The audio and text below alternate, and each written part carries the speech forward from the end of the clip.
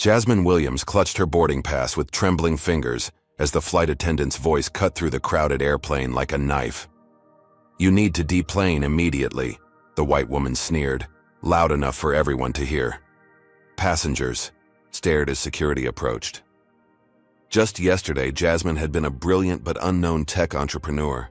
Now, standing in the jetway fighting back tears, she had no idea that in exactly 7 minutes, a call would change everything. How could a single act of discrimination transform into the most incredible revenge story in aviation history? Before we dive into this shocking true story, let me know where you're watching from in the comments. If you believe in justice and standing up against discrimination, hit that like button and subscribe now to see more incredible stories of triumph over adversity. 28-year-old Jasmine Williams had spent the past 3 years developing revolutionary aviation software that could predict maintenance issues before they became safety hazards. As the founder and CEO of SkyTech Solutions, she had poured her life savings, countless sleepless nights, and brilliant mind into creating technology that could potentially save thousands of lives. Today's flight to San Francisco wasn't just another business trip. It represented the culmination of her dreams and sacrifices, a meeting with Platinum Ventures, whose investment could transform her struggling startup into a genuine industry disruptor. Jasmine arrived at the airport 3 hours early, meticulously prepared as always. Her premium economy ticket on Horizon Airlines had cost nearly a month's rent, but the impression it would make on potential investors justified the expense. She wore her most professional attire, a tailored navy suit that projected confidence despite the butterflies in her stomach. As boarding began for Flight 372, Jasmine stood patiently in line, reviewing presentation notes on her tablet. "Group A may now board," announced the gate agent. Jasmine stepped forward with other premium economy passengers, boarding pass ready on her phone. That's when she first encountered Victoria Carlson, the lead flight attendant whose perfectly coiffed blonde hair and frozen smile couldn't mask the immediate disdain in her eyes. "Ticket, please," Victoria said sharply, scrutinizing Jasmine's digital boarding pass while waving through white passengers with barely a glance. "Are you sure you're in Group A?" she questioned, voice laced with skepticism. "Yes, I have premium economy, seat 8C, Jasmine responded politely, pointing to her boarding information. Victoria's tight smile never reached her eyes. "Wait here," she commanded, disappearing to consult with another crew member. After several uncomfortable minutes while other passengers boarded, Victoria returned reluctantly. "Fine, go ahead," she said, as if granting a special favor rather than basic service. On board, Jasmine found her seat and carefully stored her carry-on in the overhead compartment. She noticed Victoria hovering nearby, watching her with suspicious scrutiny not directed at any other passengers. Taking a deep breath, Jasmine reminded herself of what was at stake. One uncomfortable flight was nothing compared to the opportunity awaiting her in San Francisco. As Jasmine settled in, a friendly Asian American man in his mid-30s took the seat beside her. "Looks like we're neighbors for the next few hours," he said, extending his hand. "I'm Mark Chen, heading to a tech conference." "Jasmine Williams," she replied, grateful for the normal interaction. "I'm meeting with investors about my aviation software company." Their conversation was interrupted by Victoria's sharp voice. "Excuse me, I need to check your seat assignment again," she said, looming over Jasmine while completely ignoring Mark. "I think there might have been a mistake."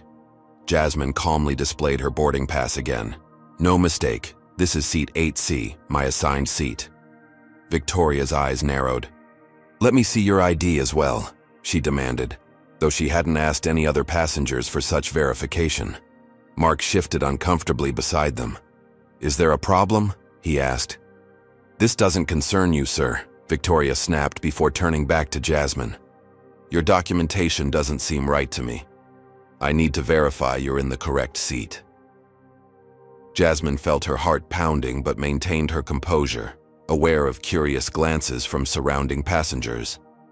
"My documentation is perfectly valid," she stated firmly, producing her driver's license.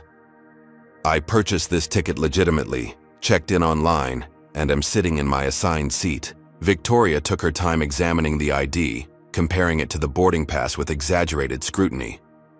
"Wait here," she ordered again, disappearing toward the front of the plane. "That was weird," Mark whispered. "She didn't ask anyone else for ID verification." "Unfortunately, it's not that unusual for me," Jasmine replied quietly, the familiar weight of discrimination settling on her shoulders, just as she needed to focus on her upcoming presentation. Victoria returned moments later, but this time she wasn't alone. 2 additional flight attendants flanked her, along with the gate agent who had been checking passengers in. The quartet formed an intimidating barrier in the narrow aisle, creating a spectacle that drew all eyes to Jasmine. "Ma'am, there seems to be a serious issue with your ticket," Victoria announced loudly, ensuring nearby passengers could hear every word. "We need you to explain how you obtained this seat." Jasmine felt her face grow hot as dozens of curious eyes turned toward her. "I purchased it directly from the Horizon Airlines website 3 weeks ago," she explained calmly. "I can show you the email confirmation and receipt if necessary." Victoria repeatedly interrupted Jasmine's explanation. "That doesn't match our records," she claimed, though she hadn't consulted any actual system. "Premium economy seats are specifically allocated, and there appears to be a discrepancy." Several passengers had begun filming the interaction on their phones, sensing the tension escalating. Jasmine noticed one elderly white woman nodding along with Victoria, while others looked uncomfortable but remained silent. "I'd like to speak with the captain," Jasmine requested firmly, maintaining her professional demeanor despite the humiliation burning in her chest. Within minutes, Captain Lloyd Richards appeared, his gray hair and authoritative posture commanding immediate respect from the cabin. Without asking for Jasmine's side of the story, he immediately addressed her with condescension.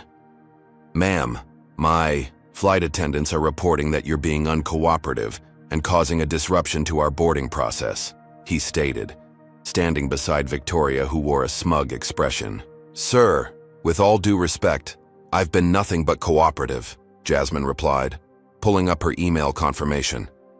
"Here's my original booking confirmation, my check-in confirmation, my boarding pass, and my ID. Everything matches and is legitimate." The captain barely glanced at her evidence. "Victoria has been with Horizon for 15 years. If she says there's a problem, there's a problem." "But there isn't a problem with my documentation," Jasmine insisted, struggling to keep her voice steady. "The only problem seems to be—" "Are you suggesting my crew is discriminating against you?" The captain cut her off sharply. "That's a serious accusation," Victoria jumped in. "I believe this boarding pass may be fraudulent. The formatting looks different from our standard passes." Mark Chen could no longer remain silent. "I'm sorry, but I have to say something. I've been watching this whole interaction, and nothing about Ms. Williams's behavior warrants this treatment. She's shown valid documentation multiple times." Victoria's eyes flashed dangerously. "Sir, if you continue to interfere, we can arrange for your removal as well." What would you do if you were in Jasmine's position? Comment number 1 if you think she should stand her ground, or number 2 if you think she should leave quietly to avoid further confrontation. Don't forget to hit the like button if you believe everyone deserves equal treatment when traveling. "Security will escort you from the aircraft," Victoria announced with finality, gesturing toward 2 uniformed officers who had appeared at the cabin entrance. "You're being removed for disruptive behavior." "This is outrageous," Jasmine protested, gathering her belongings with shaking hands. "I've done nothing wrong." "Please exit the aircraft immediately," one security officer stated flatly, leaving no room for argument. As Jasmine walked the gauntlet of staring passengers, some filmed while others averted their eyes. The walk of shame felt endless, her carefully constructed professional image crumbling with each step. Would this humiliating moment become the defining failure that destroyed everything she'd worked for? Or could Jasmine somehow turn this injustice into an opportunity that would change the aviation industry forever? Standing in the cold jetway after being forcibly removed, Jasmine clutched her carry-on bag, fighting back tears that threatened to undo her last shred of dignity. The airplane door had closed behind her with a definitive thunk, leaving her stranded, as the muffled sounds of continuing boarding carried on without her. Everything she had planned so meticulously was unraveling. The Platinum Ventures meeting was scheduled for 3 hours after landing, a timeline now impossible to meet. "You'll need to return to the main terminal," an unsympathetic airport employee informed her. "This is a restricted area once boarding is complete." Jasmine took a deep breath, straightened her shoulders, and walked with forced composure toward the terminal. At the gate desk, she found Kevin Miller, the harried airport manager, whose name tag gleamed under the fluorescent lights. "I need to speak with someone about what just happened," Jasmine said, her voice remarkably steady despite her internal turmoil. Kevin barely looked up from his computer. "If you were removed from a flight, you'll need to contact customer service. Next available agent is in about 40 minutes. 40 minutes? Jasmine echoed incredulously. "I was just wrongfully removed from my flight without cause. I have an investor meeting that my entire company's future depends on." Kevin sighed, finally meeting her eyes with thinly veiled impatience. "Look, miss, flight crews have final authority on who flies. If they decided you needed to deplane, there must have been a reason." The dismissal was the final straw. Years of similar treatment, of having her credentials questioned, of working twice as hard for half the recognition, crystallized in this moment. Jasmine reached for her phone. "I need to make a call," she said quietly, stepping away from the counter. With trembling fingers, she dialed a number she rarely used, her former professor and mentor, Dr. Eleanor Johnson. The distinguished aerospace engineer had taken Jasmine under her wing during her MIT days, recognizing the brilliant mind that many others overlooked due to unconscious bias. "Eleanor Johnson speaking," came the crisp, authoritative voice. "Dr. Johnson, it's Jasmine. Jasmine Williams. I'm sorry to bother you, but I'm in a situation." Her voice cracked slightly as she recounted the humiliating experience. There was a momentary silence on the line before Dr. Johnson spoke. "Which airline did you say? Horizon?" "Yes, Flight 372 to San Francisco." "Stay exactly where you are," Dr. Johnson instructed, her tone shifting to something Jasmine had never heard before. "Do not leave that gate area." Jasmine didn't fully understand the significance of what happened next. What she didn't know, couldn't have known, was that Dr. Eleanor Johnson sat on the board of directors for Global Aviation Partners, the parent company that had acquired Horizon Airlines 3 years prior. Within minutes, Dr. Johnson had contacted Jonathan Pierce, the CEO of Global Aviation Partners, with a brief but impactful message. "We have a serious discrimination situation unfolding at Gate 23 with Horizon. One of my former students, a brilliant, black entrepreneur. This needs your immediate attention." Exactly 7 minutes after Jasmine had been escorted off the plane, the cabin door unexpectedly reopened.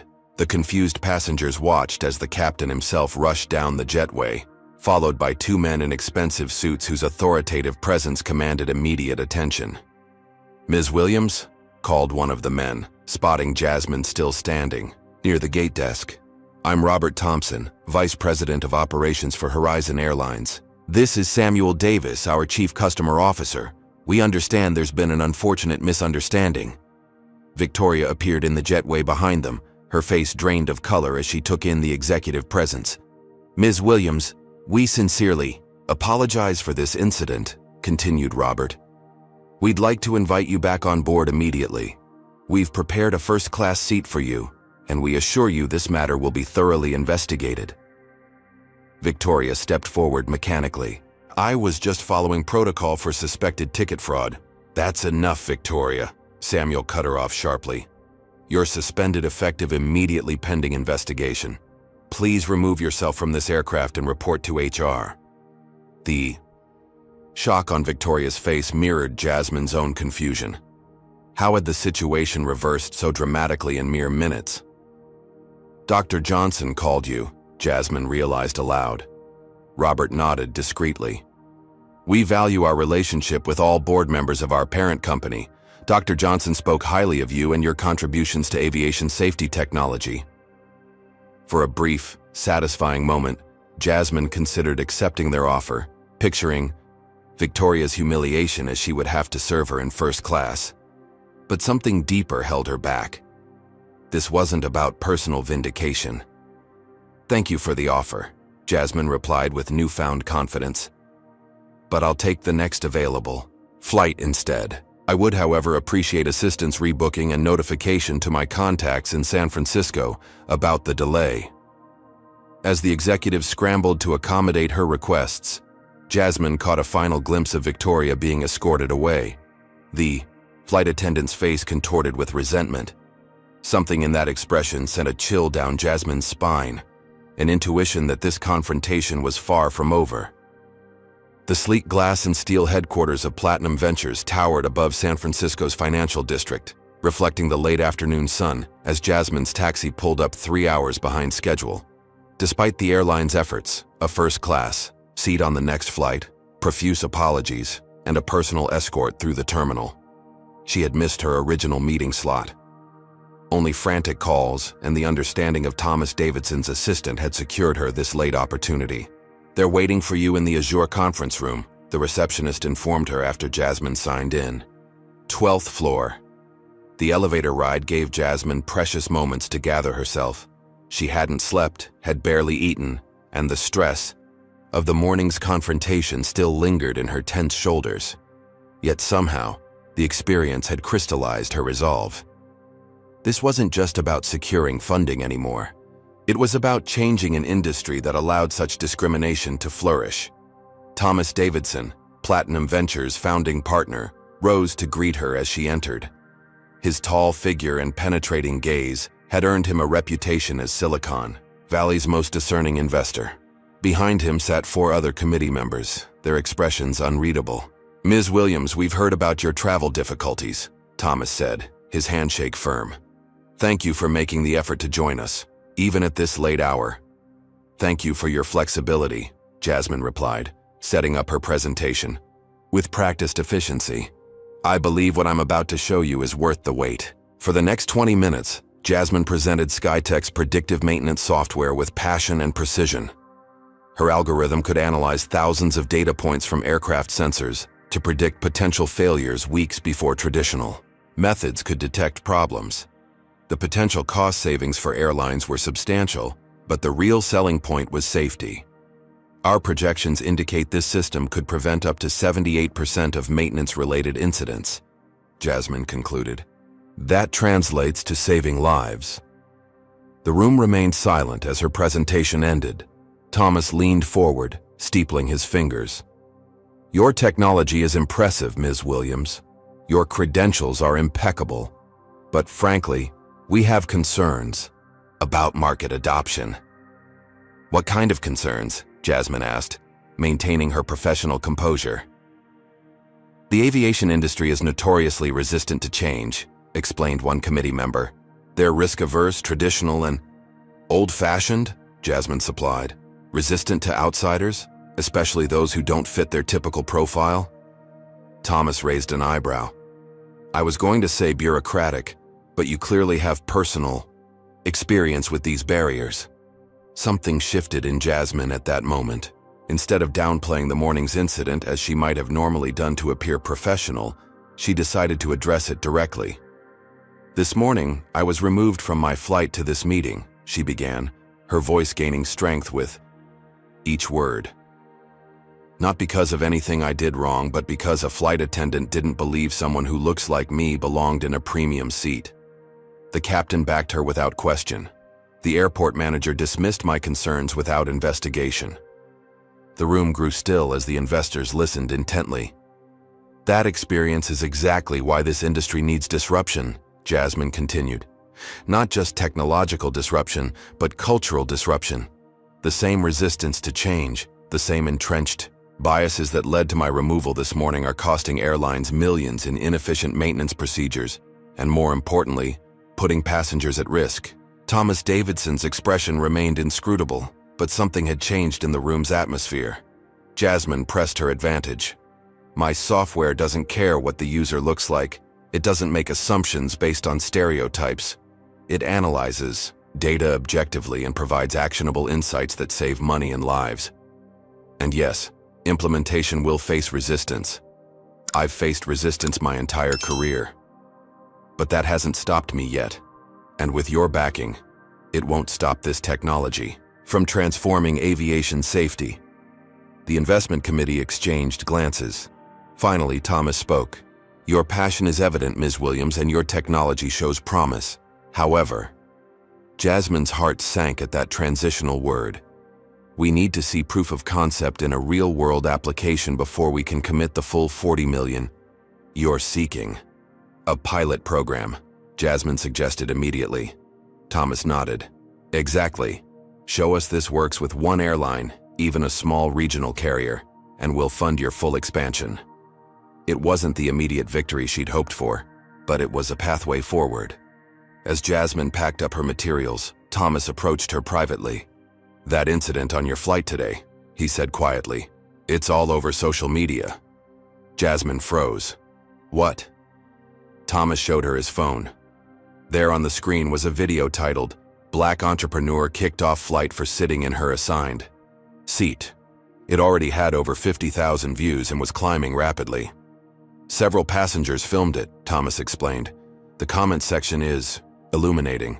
Horizon Airlines is facing significant backlash. Jasmine stared at the screen, watching the humiliating moment from multiple angles. Her professional composure contrasted sharply with Victoria's aggressive stance. The comment section overflowed with outrage on her behalf, calls for boycotts, and shared stories of similar experiences. This could complicate your relationship with airlines, Thomas warned, or it could give you leverage.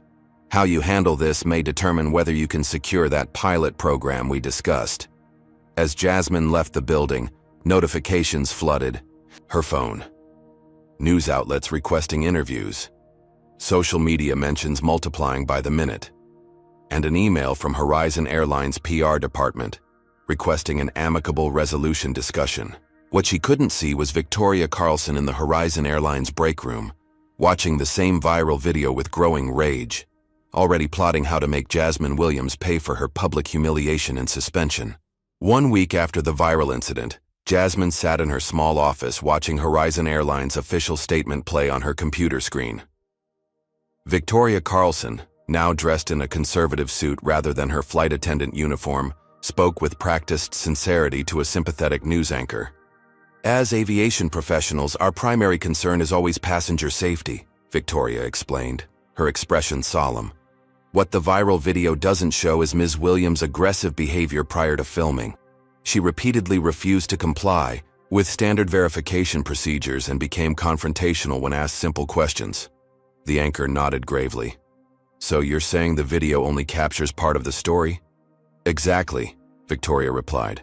It's unfortunate that in today's social media environment, airline staff are increasingly targeted by passengers looking to create viral moments.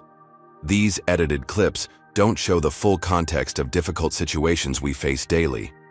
Jasmine muted the video, her stomach churning with disbelief and anger. The company had released their own edited footage from cabin cameras that conveniently began mid-conversation, making it appear as though Jasmine was being uncooperative. The narrative was shifting before her eyes, transforming her from victim to troublemaker. Her phone rang.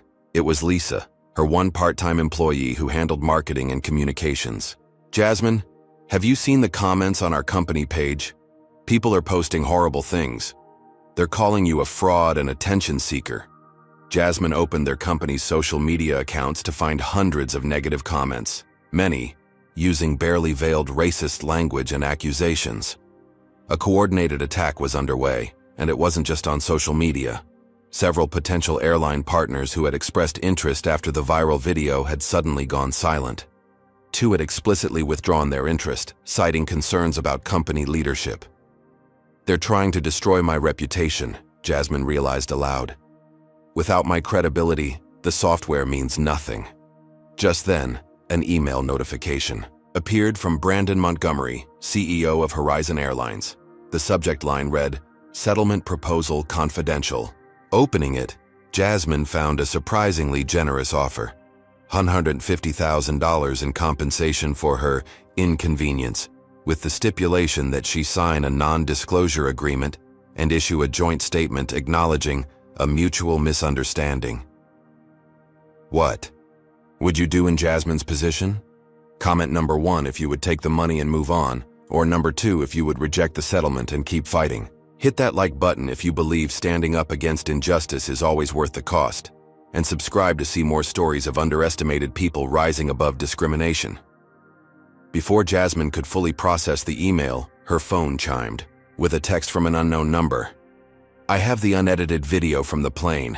This isn't the first time Victoria has done this. Call me, Mark Chen. With trembling fingers, Jasmine called the number. Mark answered immediately. I've been trying to reach you, he said, his voice hushed. After what happened, I started asking questions among Horizon staff. Victoria has a history of passenger profiling. The company knows about it but has covered it up repeatedly. Why are you telling me this? Jasmine asked. You could lose your job. I already did, Mark replied bitterly. I was fired yesterday for discussing company matters with outsiders. But before I left, I downloaded the complete, unedited video from the plane's security system. It clearly shows Victoria targeting you from the moment you boarded, while ignoring identical verification processes for white passengers. That footage could change everything, Jasmine breathed. There's more, Mark continued. Victoria isn't just a random flight attendant with prejudice. She's been dating Brandon Montgomery, Horizon's CEO, for the past 2 years. They've kept it quiet, but it's common knowledge among senior staff. That's why she's never faced consequences and why the company is working so hard to discredit you now. As Jasmine processed this revelation, another email arrived, this one from Thomas Davidson at Platinum Ventures. Growing concerns about recent publicity. Need to discuss impact on potential investment. Call ASAP.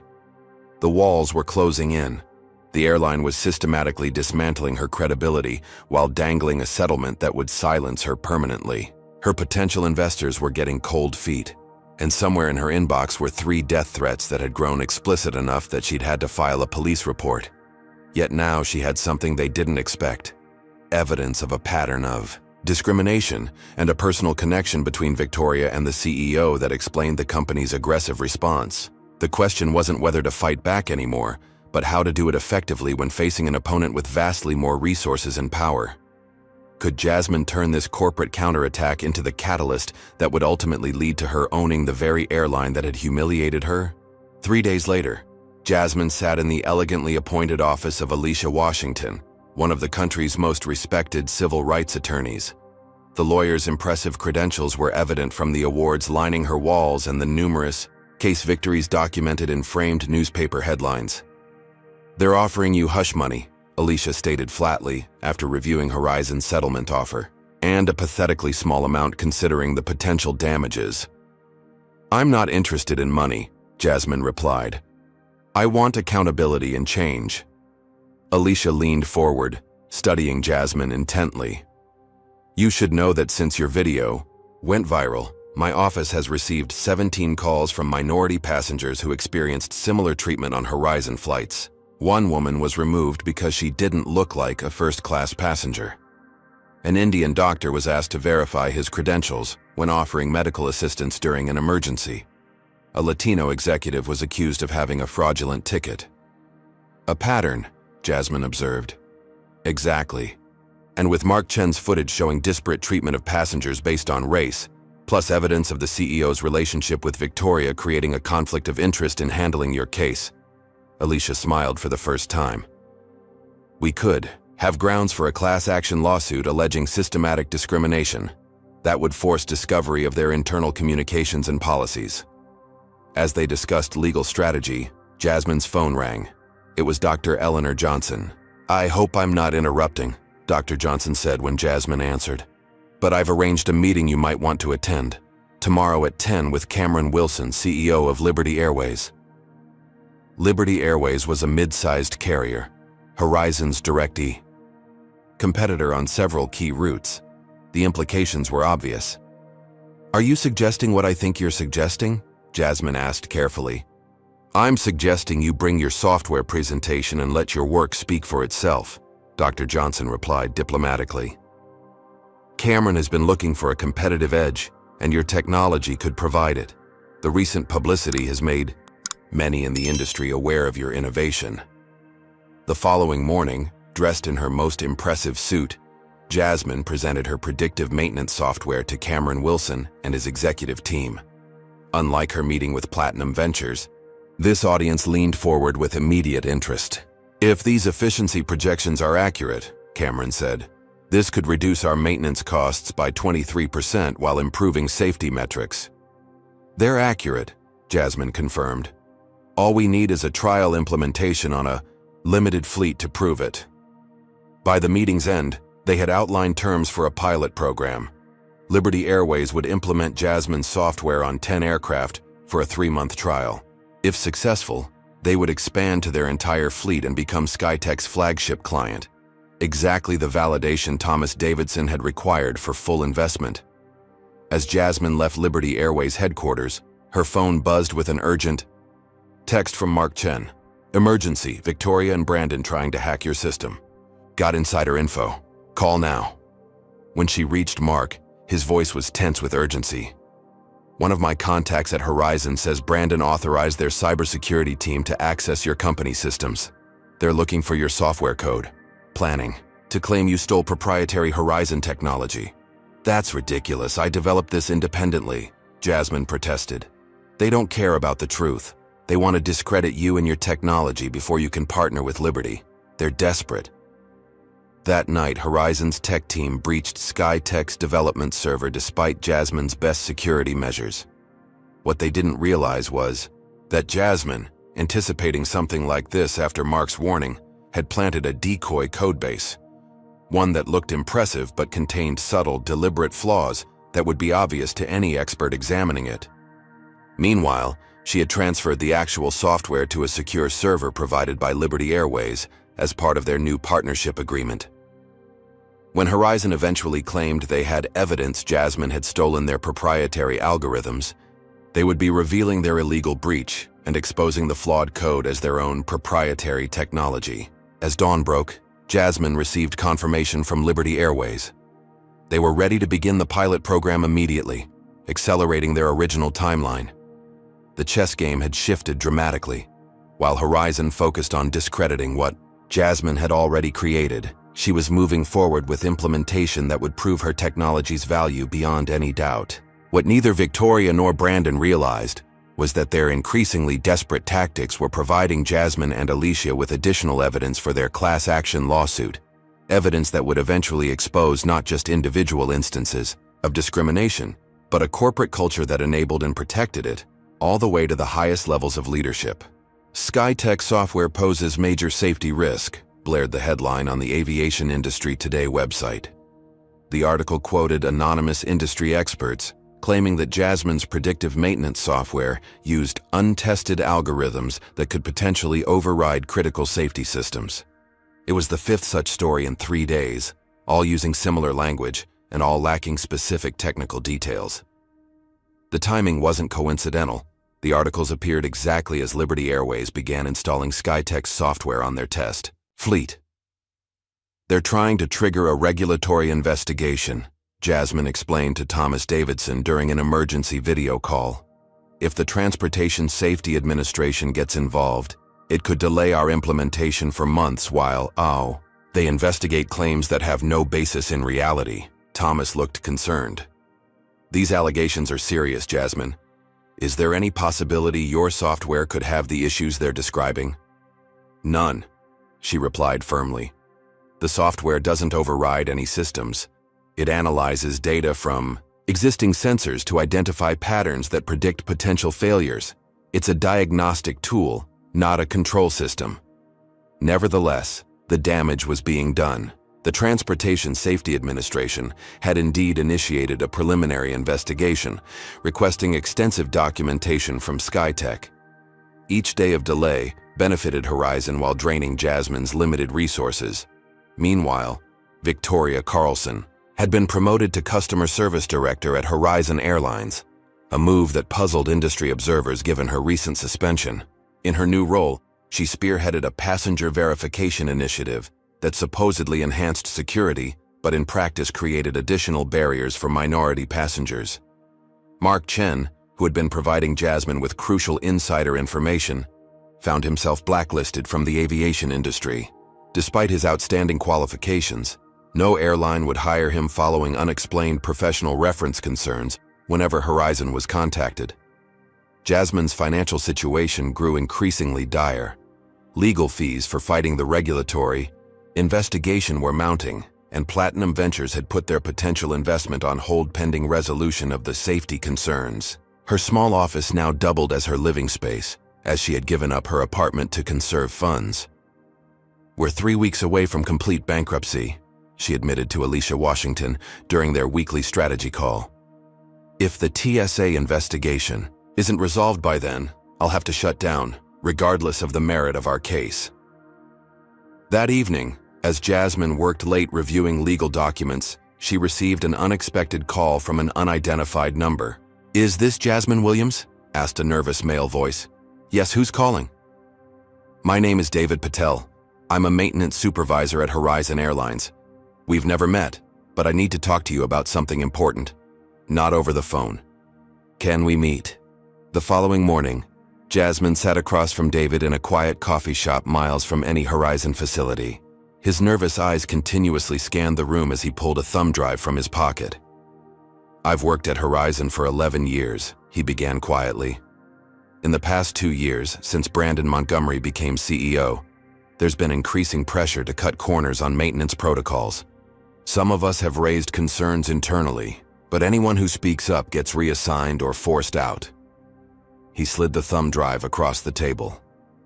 "This contains maintenance logs showing systematic falsification of safety records, mandatory inspections that never happened but were signed off on, replacement parts being certified when they actually failed testing, and there's more." David's voice dropped even lower. "Victoria Carlson's new passenger verification initiative? I found internal documents showing it's explicitly designed to allow staff to remove passengers using subjective criteria.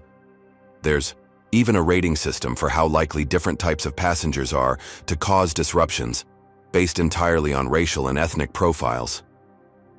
Jasmine stared at the thumb drive, realizing its explosive potential.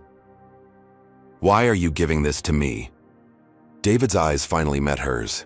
"Because last month a close call on Flight 2378 should have been a wake-up call about the maintenance issues, but it was covered up instead. Next time people could die. And because what happened to you on that plane, it's happening every day. The whole system is corrupt." With the whistleblower's evidence in hand, Jasmine and Alicia brought their findings to the Transportation Safety Board. The regulatory investigation immediately shifted focus from SkyTech's software to Horizon's falsified safety records. During her testimony before the board, Jasmine presented clear evidence of both maintenance fraud and systematic discrimination, including recorded conversations where Victoria discussed passenger profiling as company strategy. "The technologies we develop are only as ethical as the people and companies implementing them," Jasmine concluded. "My software was designed to strengthen safety protocols, but Horizon Airlines has demonstrated a pattern of deliberately circumventing such protocols, while creating a culture of discrimination that endangers both passengers and employees who speak out." As Jasmine left the hearing, breaking news alerts flashed across her phone. Horizon Airlines stock had plummeted 27% following her testimony. Multiple board members were calling for Brandon Montgomery's resignation, and the Transportation Authority had suspended Victoria Carlson's aviation credentials pending further investigation. For the first time in months, Jasmine allowed herself to feel a glimmer of hope. Liberty Airways' pilot program was showing promising initial results. Platinum Ventures had reached out to resume investment discussions. The class action lawsuit was gaining more plaintiffs every day. Yet even as things appeared to be turning in her favor, Jasmine remained vigilant. Victoria Carlson had been seen clearing out her office at Horizon headquarters, reportedly destroying documents despite explicit preservation orders from regulators. Brandon Montgomery had made no public appearances, but was rumored to be rallying supporters on the board. The battle was far from over, and the most dangerous opponents were those with nothing left to lose. The Transportation Safety Board hearing room buzzed with tension as journalists, aviation industry representatives, and members of the public packed every available seat. At the center of attention sat Jasmine Williams, poised and focused despite the surrounding chaos and the knowledge that her testimony today could determine not just her company's future, but potentially the direction of the entire industry. "Ms. Williams," began Chairwoman Patricia Rodriguez, "you've presented extensive documentation alleging both safety violations and discriminatory practices at Horizon Airlines. We've reviewed these materials, but for the public record, please summarize the key issues." Jasmine leaned toward the microphone. "The evidence shows two interconnected problems. First, systematic falsification of maintenance records putting passenger safety at risk. Second, formalized policies enabling discrimination against minority passengers, disguised as security protocols. Both issues stem from leadership decisions prioritizing cost-cutting and personal biases over safety and equal treatment." Brandon Montgomery sat with his legal team across the room, his expression carefully neutral, though his tightly clenched jaw betrayed his tension. Victoria Carlson was noticeably absent, having been advised by counsel not to appear after her credentials were suspended. "That's preposterous," countered Montgomery when given his opportunity to respond. "Ms. Williams is a disgruntled passenger who has orchestrated an elaborate revenge campaign after a routine security incident. Her so-called evidence comes from disgruntled former employees with personal vendettas. Horizon Airlines has an impeccable safety record and a diverse, inclusive culture. Throughout the day, witnesses from both sides presented conflicting narratives. Horizon executives dismissed the evidence as fabricated or taken out of context. Former employees and passengers shared experiences supporting Jasmine's claims. Technical experts debated the implications of the falsified maintenance logs. Meanwhile, behind the scenes, Dr. Eleanor Johnson leveraged her position on Global Aviation Partners Board to initiate an internal investigation of Horizon's practices. The parent company, concerned about reputational damage spreading to their other aviation holdings, began quietly distancing themselves from Horizon's leadership. At Liberty Airways, the implementation of Jasmine's software was yielding impressive results. After just 6 weeks, the system had correctly predicted 3 maintenance issues before they manifested as operational problems, saving an estimated $1.2 million in potential repair costs and avoiding service disruptions. "The data is exceeding our expectations," Cameron Wilson informed Jasmine during a brief recess in the hearings. "We're prepared to expand implementation to our entire fleet ahead of schedule and increase our initial contract substantially." This news reached Thomas Davidson, who contacted Jasmine with a revised investment proposal. "Platinum Ventures is prepared to commit $60 million, $20 million more than your original request, given the proven market validation and growth potential demonstrated by the Liberty Airways implementation." As Jasmine's professional prospects improved, the regulatory scrutiny on Horizon intensified. Following the 3rd day of hearings, the Transportation Authority announced unprecedented measures. Victoria Carlson's aviation credentials were permanently revoked based on documented evidence of discriminatory practices and retaliatory actions against employees who raised concerns. Have you ever witnessed discrimination but struggled with whether to speak up? Comment number 1 if you've ever found yourself in a situation where standing up for what's right felt risky, or number 2 if you've been personally affected by discrimination in a professional setting.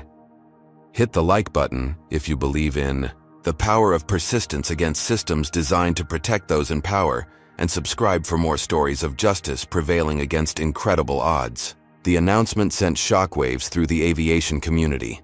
Credential revocation was extremely rare, typically reserved for serious safety violations rather than discriminatory behavior.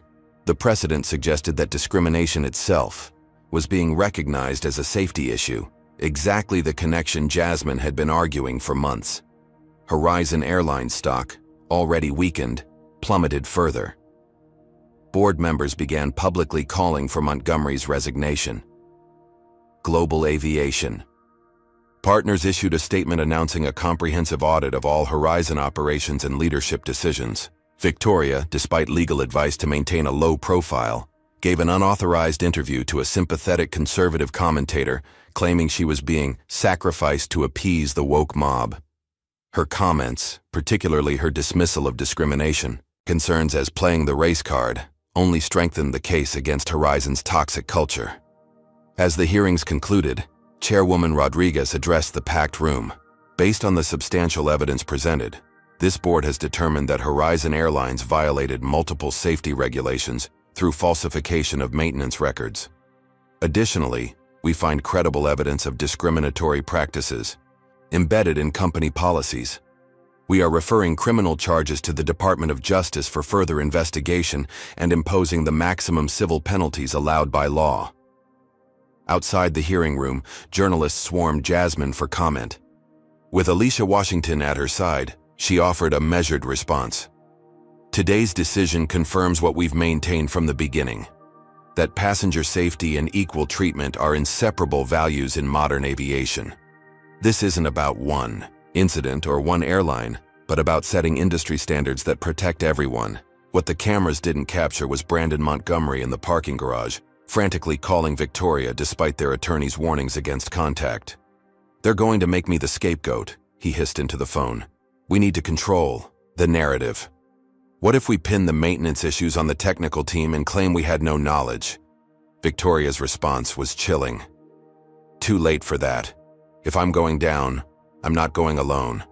Remember our contingency plan? It's time to use it."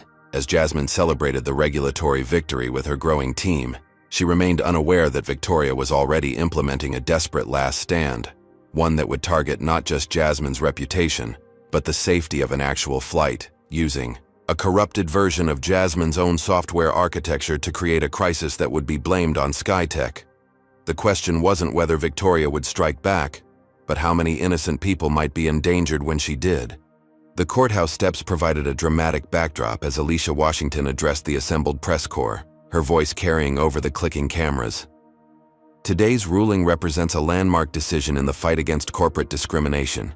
The court has awarded our clients $27 million in damages, acknowledging the systematic nature of the discrimination perpetrated by Horizon Airlines against minority passengers. Jasmine stood slightly behind her attorney, maintaining a composed expression despite the momentous victory.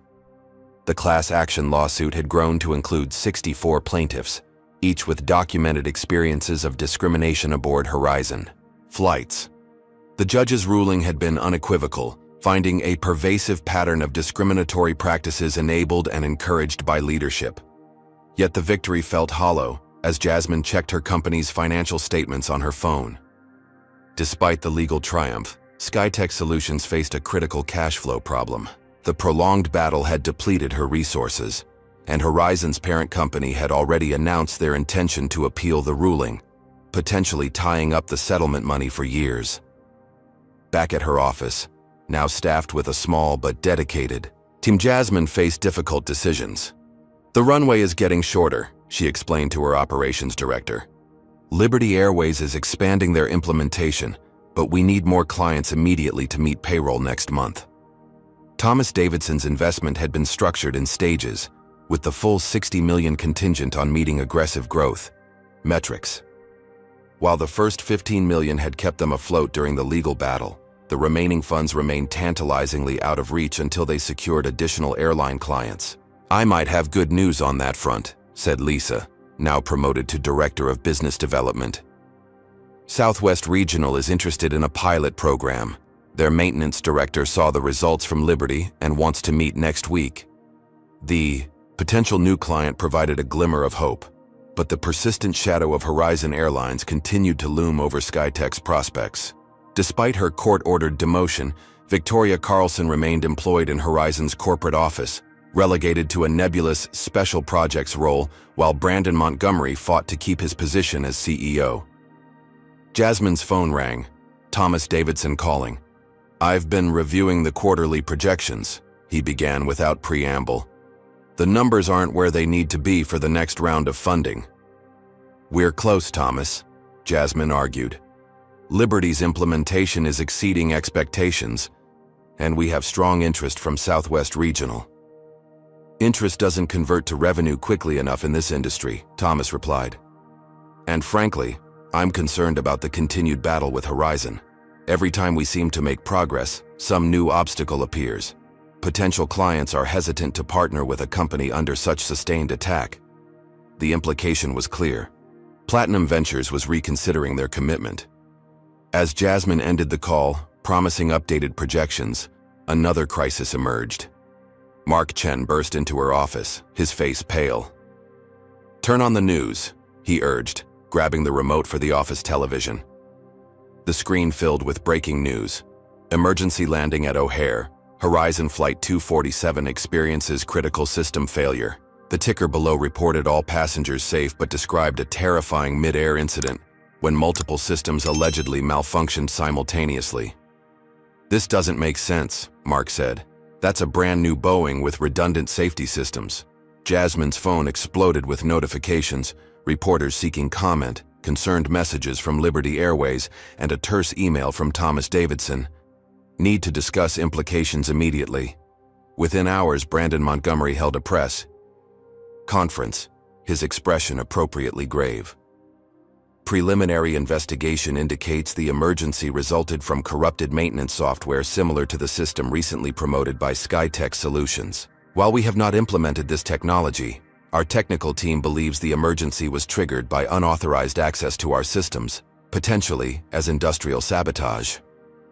Jasmine watched in horror as Montgomery carefully avoided directly, accusing her while making the connection obvious to anyone paying attention. The implication was clear. SkyTech had sabotaged Horizon's systems in retaliation for the discrimination case. "This is insane," Jasmine told Alicia during an emergency consultation. "We've never had access to their systems. Our software isn't even compatible with their platform, without significant modification." "They're desperate," Alicia replied. "The discrimination case damaged their reputation, and Montgomery's position is precarious. They're creating a diversion and trying to discredit you simultaneously. But the damage was already spreading." By evening, Liberty Airways had contacted Jasmine about temporarily pausing further implementation pending investigation.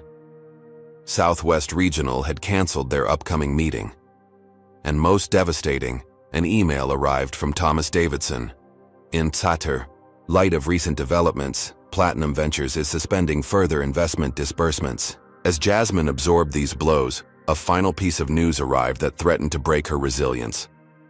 Dr. Eleanor Johnson, her steadfast mentor and advocate, had been hospitalized with advanced stage pancreatic cancer. Her prognosis was poor, months, not years. The woman who had been Jasmine's strongest ally throughout the battle would soon be unable to help.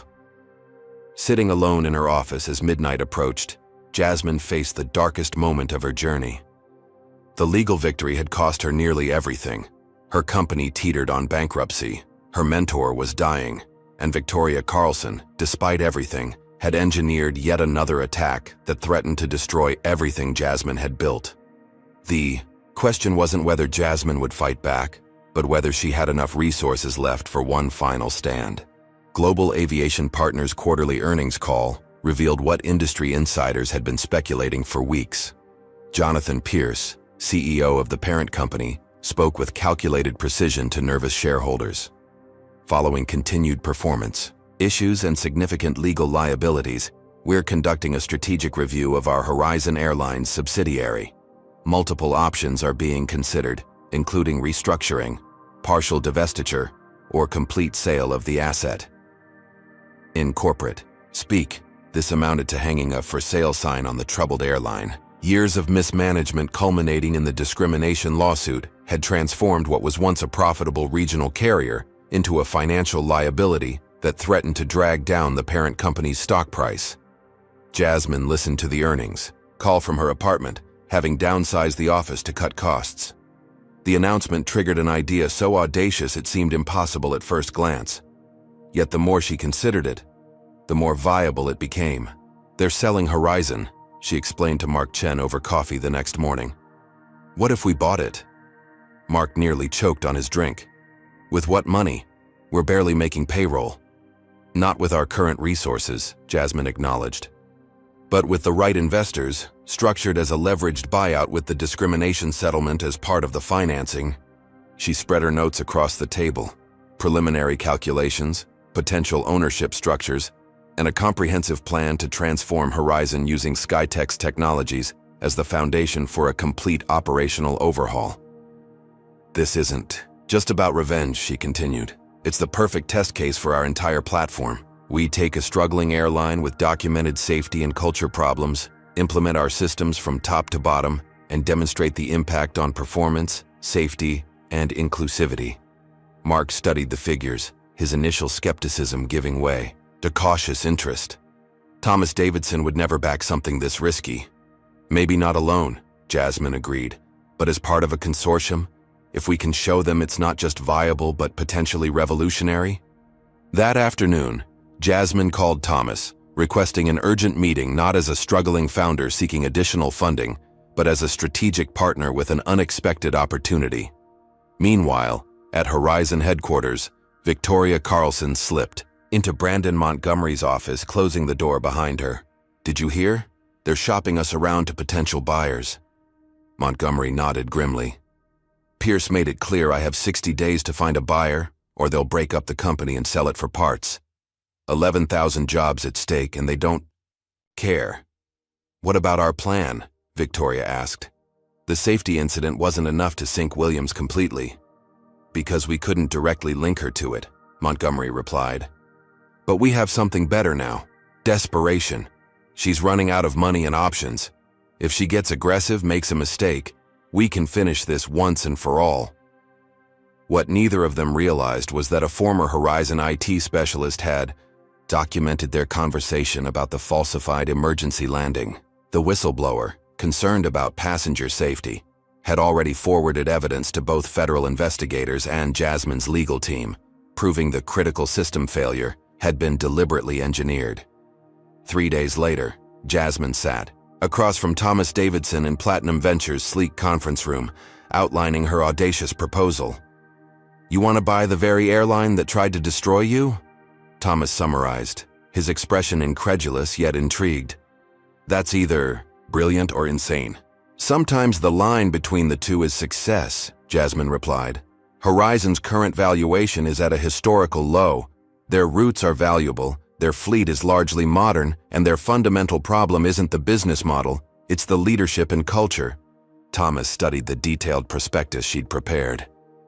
"You're proposing a complete digital transformation using your software platform as the core. Predictive maintenance across the fleet, algorithmic crew scheduling, dynamic pricing optimization, plus a complete cultural reset," Jasmine added. "Mandatory anti-bias training, revised passenger interaction protocols, transparent complaint resolution processes. We remake the airline from the ground up as the industry's most innovative and inclusive carrier." "The capital requirements are substantial," Thomas noted, flipping through the financial projections. "Substantially less than starting an airline from scratch," Jasmine countered.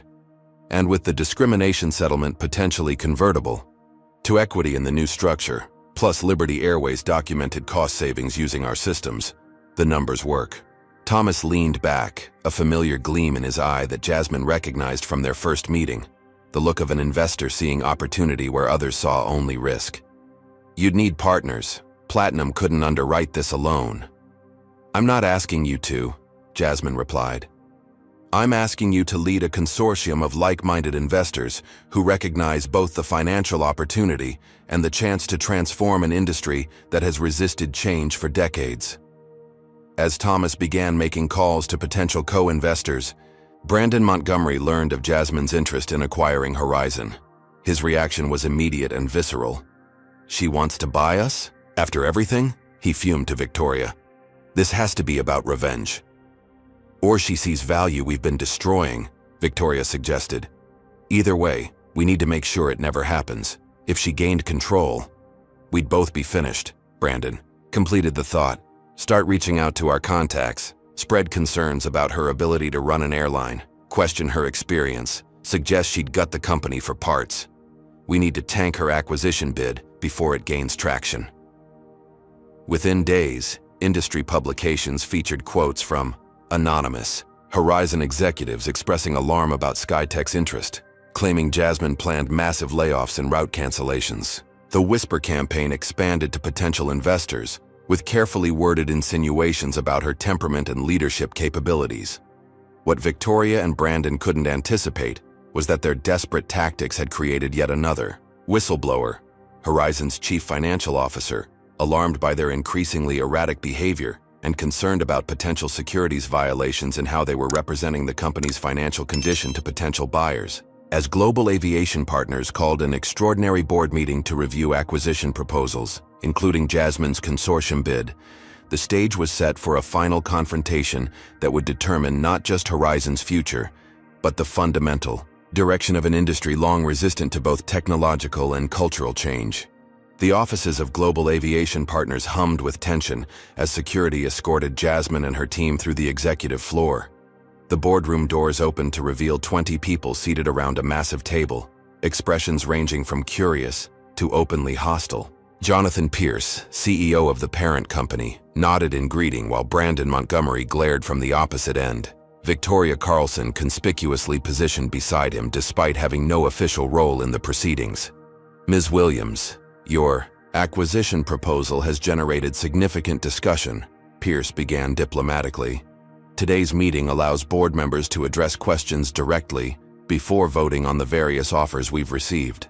Thomas Davidson sat beside Jasmine, lending the gravitas of Platinum Ventures to her presentation. They had assembled an impressive coalition: 4 venture capital firms specializing in transportation technology, 2 socially conscious investment funds, and a sovereign wealth fund interested in aviation innovation. Collectively, they controlled enough capital to make a credible offer for Horizon Airlines in its diminished state.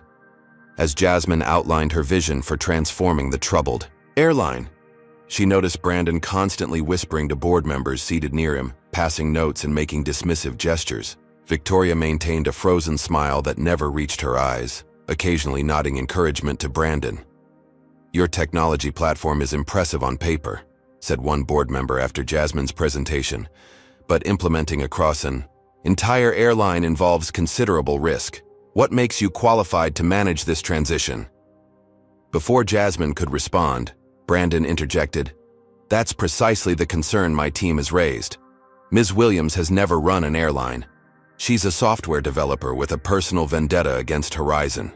I'm not proposing to run the airline alone," Jasmine clarified calmly. "Our leadership plan includes experienced aviation executives, including former JetBlue COO Michael Torres, who would serve as president of operations. My role would focus on technology implementation and cultural transformation." "Cultural transformation," Victoria repeated with barely disguised contempt. "A euphemism for firing loyal employees who don't subscribe to certain ideologies."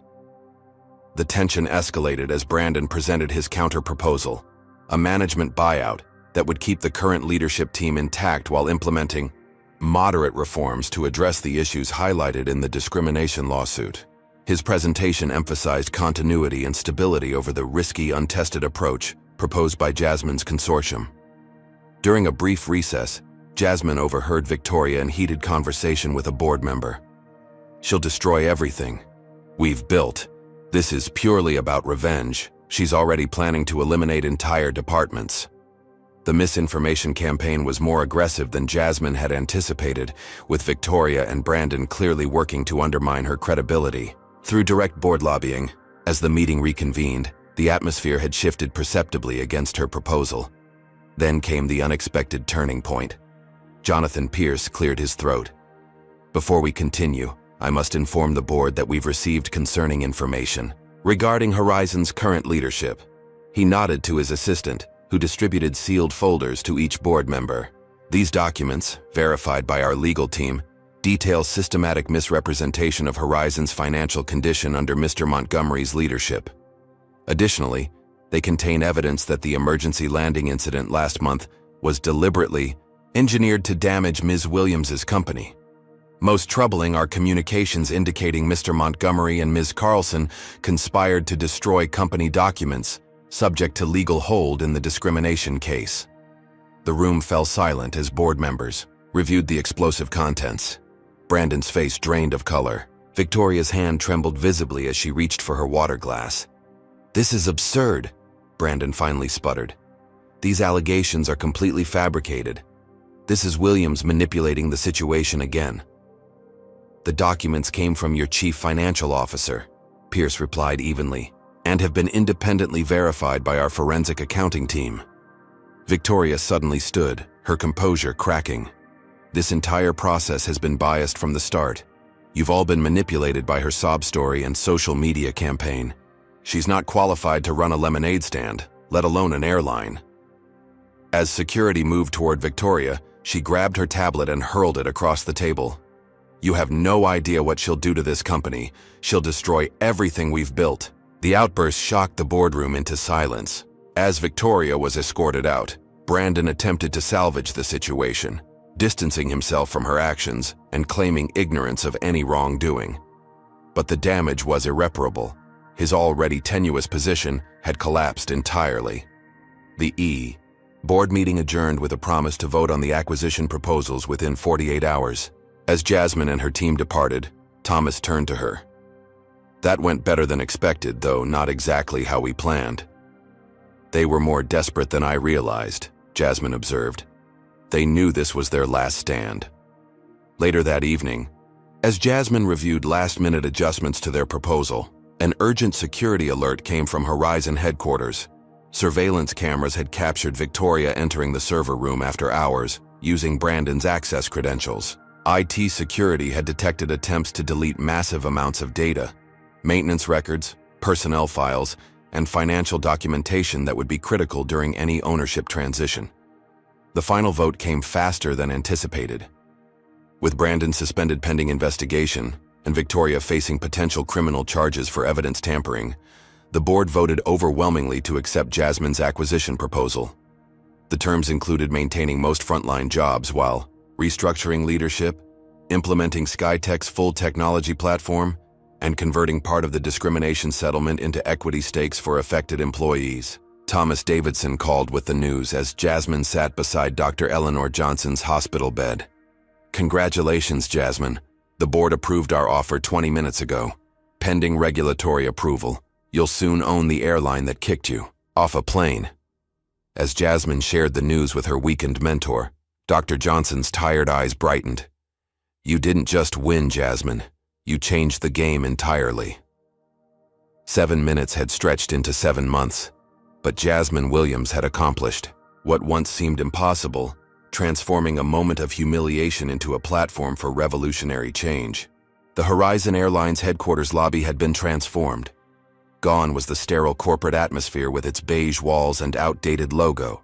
In its place stood a vibrant space filled with natural light, interactive digital displays showing real-time flight information, and most notably, a massive wall featuring photographs and stories of employees from diverse backgrounds who had shaped the company's new direction.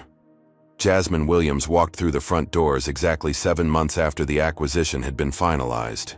Despite now owning the company, she still felt a momentary flutter of anxiety, the ghost of that humiliating experience aboard Flight 372.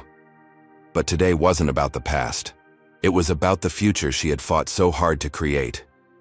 Staff members greeted her with a mixture of curiosity and cautious respect. Many had feared mass layoffs following the acquisition, but Jasmine had kept her promise to preserve frontline jobs while restructuring leadership. The uncertainty of transition was giving way to cautious optimism as employees witnessed the changes firsthand. In the executive suite, Mark Chen waited with the morning briefing. His appointment as Chief Operating Officer had raised eyebrows in the industry, but his background in both technology and aviation made him the perfect partner in Jasmine's transformation vision. The integration of our predictive maintenance platform is 70% complete, Mark reported. Early metrics show a 28% reduction in unscheduled maintenance events and a 12% improvement in on-time performance. And the culture initiatives? Jasmine asked, knowing that technological change was meaningless without addressing the underlying issues that had allowed discrimination to flourish. The new passenger interaction protocols have been implemented across all routes. Customer satisfaction scores are trending upward, especially among minority passengers. Complaints about discriminatory treatment are down 92%. These achievements had not come easily. The transition had been turbulent, with resistance from entrenched middle managers who viewed diversity initiatives as unnecessary distractions. Several had resigned rather than adapt to the new culture.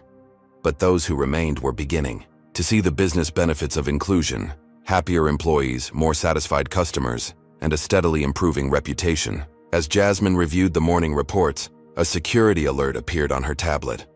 Surveillance cameras had detected Victoria Carlson attempting to enter the building using an expired credential. Security had intercepted her at the lobby checkpoint.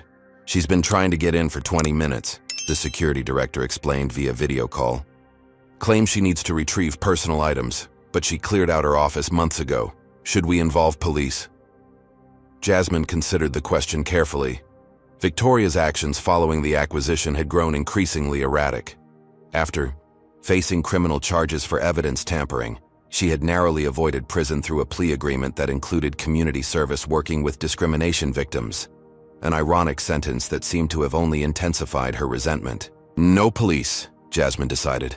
"I'll speak with her." Minutes later, Jasmine entered a small conference room where Victoria waited, looking diminished in civilian clothes, her once immaculate appearance now showing signs of neglect. The confidence and arrogance that had once defined her had been replaced by something harder and more desperate. "You've redecorated," Victoria observed bitterly. "Erased every trace of what we built." "We've transformed," Jasmine corrected. "Created something better than what existed before." Victoria's laugh held no humor. "You think you've won completely, don't you? The triumphant victim who took down the big bad airline and its prejudiced employees. Did you ever consider that? My actions came from trying to maintain standards in an industry where they constantly erode." "Standards shouldn't depend on what a passenger looks like," Jasmine replied evenly. "And safety isn't achieved by falsifying records or targeting certain passengers for removal." For a moment, Victoria's mask slipped, revealing the raw pain beneath. "You have no idea what it took for me to succeed in this industry. 30 years of fighting to be taken seriously, of watching less qualified people advance because they fit a certain profile. Then you waltz in and take everything I worked for in 7 months. Your success came at the expense of people like me," Jasmine said quietly. "And in the end, it wasn't sustainable. The airline was failing under that model, financially, culturally, and ethically." Victoria stared out the window at the transformed lobby below, where employees of various backgrounds moved purposefully through their day. "You can change the furniture and the policies, but people don't change their fundamental beliefs. This won't last." "It already is lasting," Jasmine countered. "Our performance metrics prove that inclusion and innovation aren't just moral imperatives, they're good business. The industry is noticing." Indeed, they were. 3 other regional carriers had approached SkyTech about implementing similar technology platforms. Trade publications that had once questioned Jasmine's acquisition now featured case studies on Horizon's remarkable turnaround. Most significantly, Global Aviation Partners had approached her about potential implementation across their other subsidiaries. Victoria's shoulders slumped in defeat. "Why did you agree to see me today? To gloat?" "To offer closure," Jasmine replied. "For both of us. You're still serving your community service hours with the Anti-Discrimination Coalition, correct?" Victoria nodded reluctantly. "The program director tells me you have valuable insights into how discrimination operates in corporate environments. That despite your resistance, you've helped them identify blind spots in their training." "Survival mechanism," Victoria muttered. "Give them what they want to hear." "Or perhaps you're finally seeing things from a different perspective," Jasmine suggested. "Either way, when your service hours are complete, there's a role in our compliance department if you want it. Not leadership, but a chance to use your experience constructively." Victoria's head snapped up in shock. "You can't be serious. After everything?"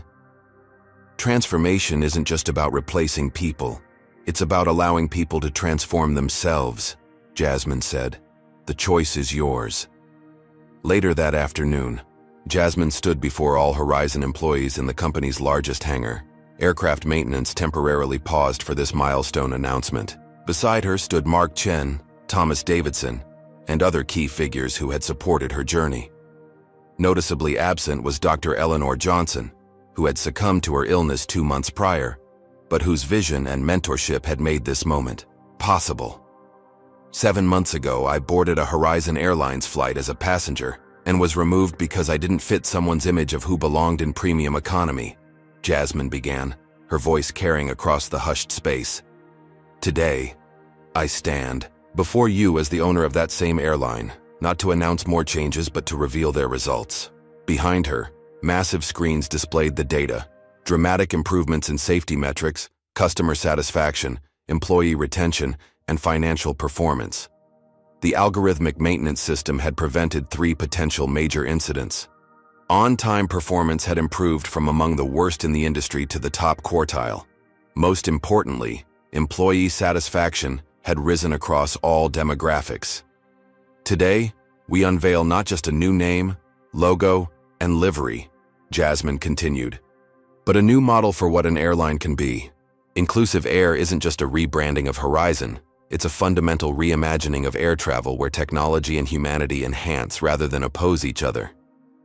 As the new logo was revealed, a stylized horizon with diverse color elements, representing both inclusion and innovation, applause spread through the hangar.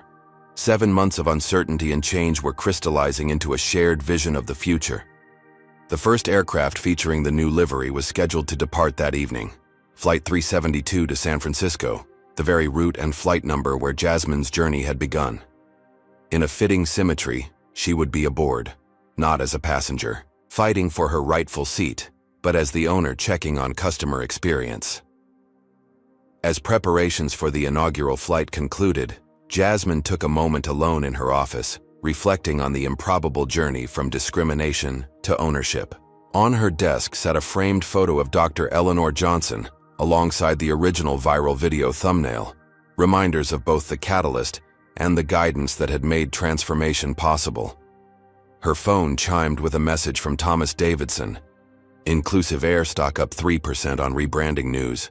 Industry watching closely. You didn't just acquire an airline, you're redefining what one can be." That evening, as Jasmine boarded Flight 372 through the same gate where she had once been publicly humiliated, she was greeted by a flight attendant whose name badge included pronouns and who addressed her with genuine warmth. The passengers represented diverse backgrounds, the crew reflected similar diversity, and the atmosphere exuded both professionalism and humanity.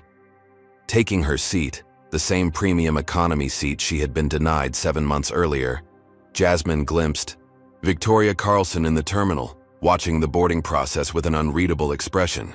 Their eyes met briefly across the distance, the past and future of aviation regarding each other in a moment of silent acknowledgement before the cabin door closed, and Inclusive Air Flight 372 prepared for takeoff into clearer skies. This story teaches us that true justice isn't about revenge, but transformation.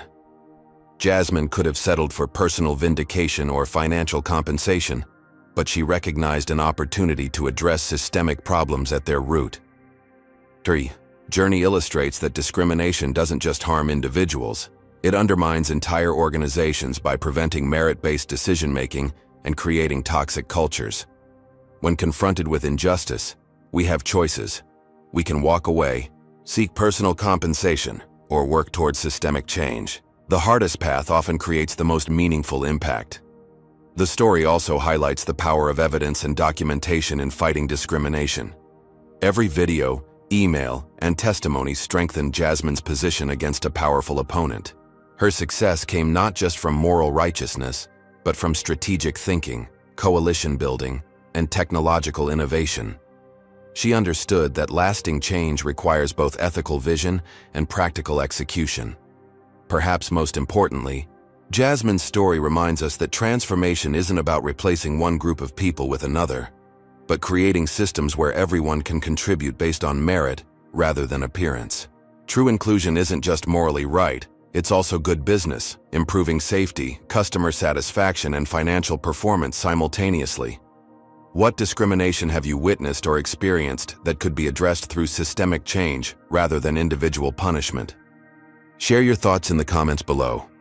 Has someone in your life shown Jasmine's level of resilience in the face of discrimination? Tag them and let them know how much you admire their strength. Don't forget to like and subscribe for more inspirational stories about overcoming injustice and creating positive change in the world. Remember, transformation begins with awareness. Your story matters.